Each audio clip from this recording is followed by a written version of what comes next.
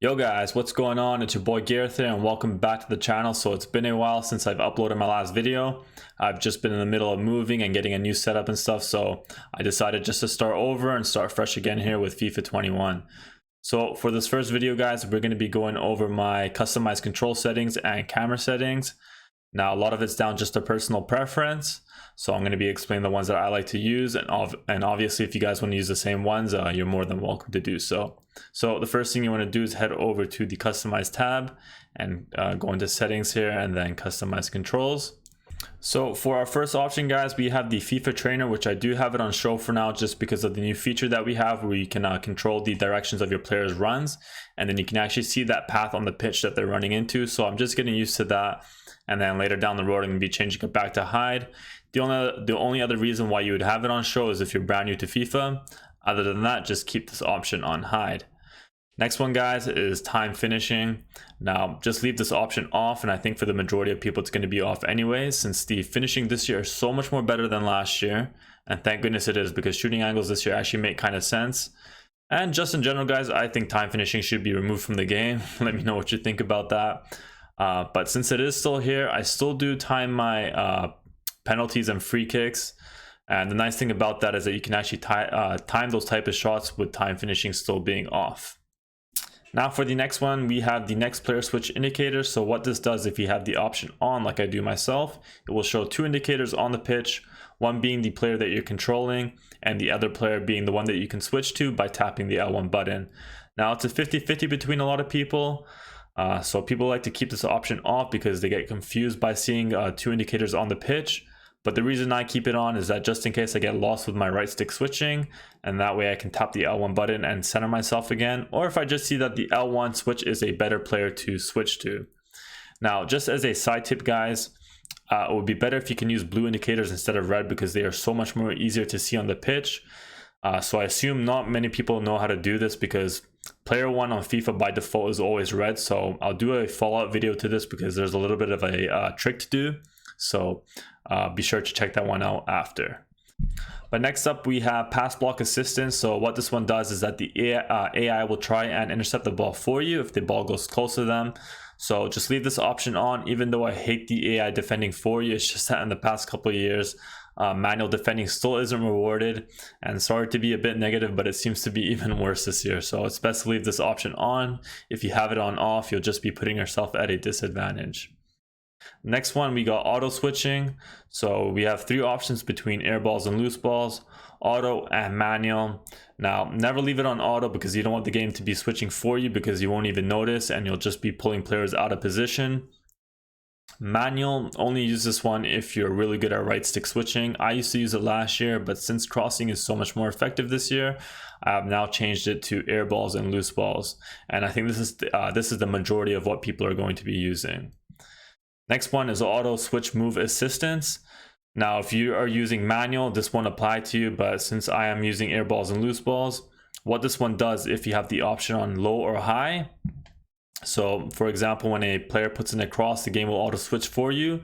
That player that it switches to, the AI will still have control of its directional run for a little bit if you keep it on low, and then a little bit longer if you have the option on high. I don't know anyone that uses high. It's either between low or none. I like to use none just because I want to take full control of when the player or when the game switches for me. Now for the jockeying guys, we have two options between manual and assisted. So all I'm going to say is that if you're not that great at defending, you probably want to use assisted. But for myself, I'm going to be using manual, even though I don't consider myself to be a good defender either. So you guys can give this one a try too. I just feel like that if you can master manual defending, later down the road, it's going to be overall better than just using assisted. Alright, so for the next couple of options, these are all new to FIFA 21. So the first one being auto flare pass, which I am definitely keeping off because the amount of auto flare passes that I did in FIFA 20 was ridiculous. Like there was just so many situations where there was no need to do one, and 9 times out of 10 the ball was just being intercepted. So I don't know how FIFA 20 compares to FIFA 21, but just to be safe, I will leave this option off. And it's not that hard to do a manual flare pass. All you got to do is hold down the L2 or LT button and push your pass button, and they will perform a flare pass. So pretty simple to do. Next one, we have auto clearances, another option I will leave off. Some players will tell you to leave this on because obviously the AI will clear the ball for you in dangerous situations. But what I think is going to happen, and more times than not, is that your player is not going to be under any real sort of pressure and they're going to clear the ball for you anyways. And we all know how annoying that is. So that's why I leave this option off. And hopefully it applies to goalkeepers too, because again, we've all seen it. Keeper comes rushing out, tries to kick the ball as hard as they can, even though they don't need to. And when they do, the ball always goes out of bounds and almost behind them. So yeah, hopefully this option applies to them as well. Next one, we have auto shots. So I've had this option on and I have never seen anyone taking an auto shot. And I've played almost 200 games, so I just leave it on for now. So whenever this happens, I'll see if it's effective or not. So for now, I just leave this option on. So for the next one, player lock, this was actually a feature that was shown a lot in the trailers and pitch notes if you had seen them. So what this one does is when you push down the left stick and right stick at the same time, you can take control of a player who is off the ball, so you can move that player around and ask for the ball in a better position. So I've been testing this one out a bit and I've actually found it pretty effective. So I recommend to leave this option on and try and implement it into your game. Obviously, it's going to take time getting used to. I'm still getting used to it, but I just feel like later down the road, this option will come in handy. Next one, contextual agile dribbling. So if you don't know what this is, you can perform agile dribbling by holding down the R1 button and your player will do a crab walk kind of movement to shake off defenders. So I've actually been testing this one with on and off, and a lot of players will say to leave the option off because you can just hold down R1 and it'll do an agile dribble. But what I find when you leave it on, so when they do an auto agile dribble, they actually take these smaller touches to actually get around defenders so you can put yourself in better shooting situations. The only downside is that it happens at random, but whenever it does happen, personally for me, it has always helped me out, so that's why I leave this option on.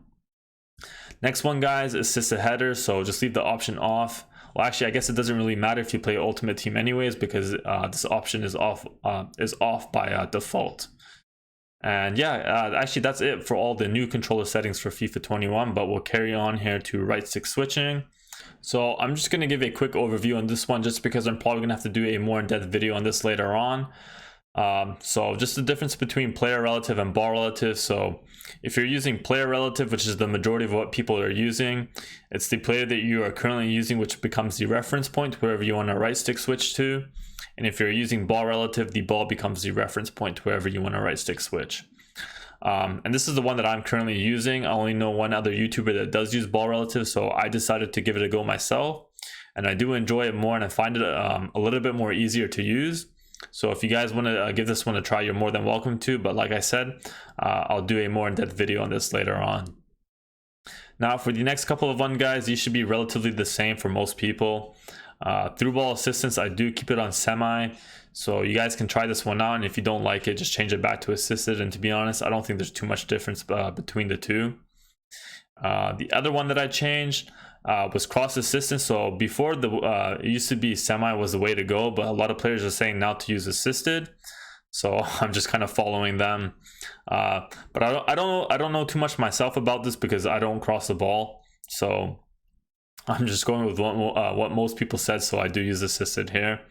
And then the only other one that I have on, this is actually the only one that I use manual on, which is lob pass assistance. You only have two options actually between auto and manual. But yeah, I like to use manual. This is what all of the pros like to use. So I've been using this for like the last 6-7 years of FIFA. So if you guys want to give this one a try and you like it, then I would recommend to leave this manual. Save assistance, I don't think this one really matters, so just leave this unassisted.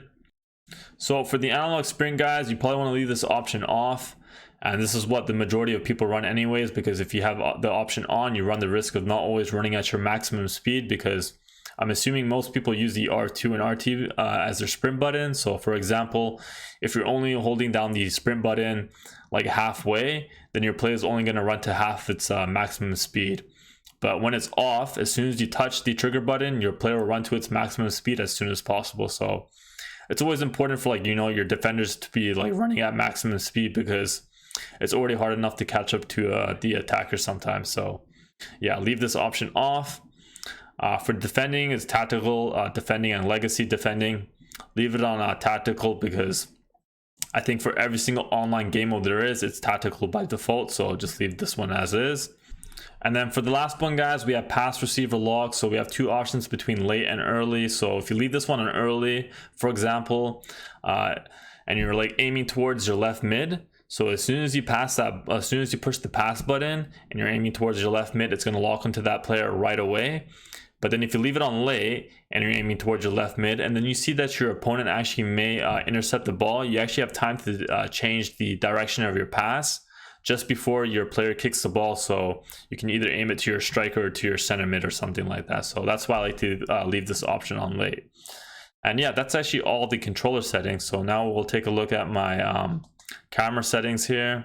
And then the camera I like to use is co-op. So with this angle, it actually gives you the most view of the whole pitch. Some people don't like to use it because their players look too small, but the reason I use it is because sometimes I may see a pass on the other side of the field that may put me through on goal, or the other reason is that team press this year is so overpowered, so being able to see more players on the field will give me more options to actually break the team press.